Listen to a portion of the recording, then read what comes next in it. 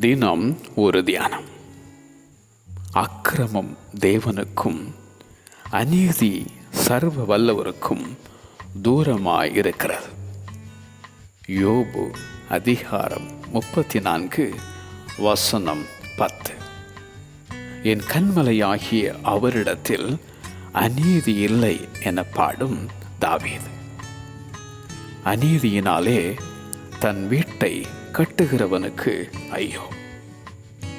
நீதிமான் தன் நீதியை விட்டு விலகி அநீதி செய்தால் பிழைப்பானோ என உரைத்த எசேக்கியேல் தீர்க்கதரிசி. நீங்கள் உங்கள் அவயவங்களை அநீதியின் ஆயுதங்களாக பாவத்திற்கு ஒப்புக்கொடாமல் நீதிக்குரிய ஆயுதங்களாக தேவனுக்கு ஒப்புக்கொடுங்கள் என எழுதும் அப்போஸ்தலனாகிய பவுல். அந்நிய நுகத்திலே அவ்விசுவாசிகளுடன் பிணைக்கப்படாதிருப்பீர்களாக. நீதிக்கும் அநீதிக்கும் சம்பந்தம் ஏது?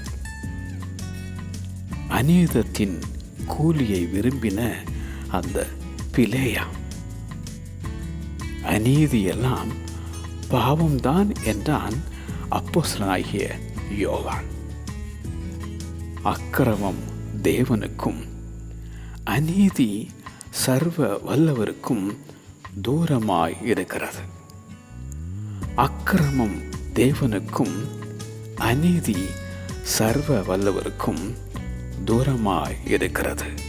ஆமென்.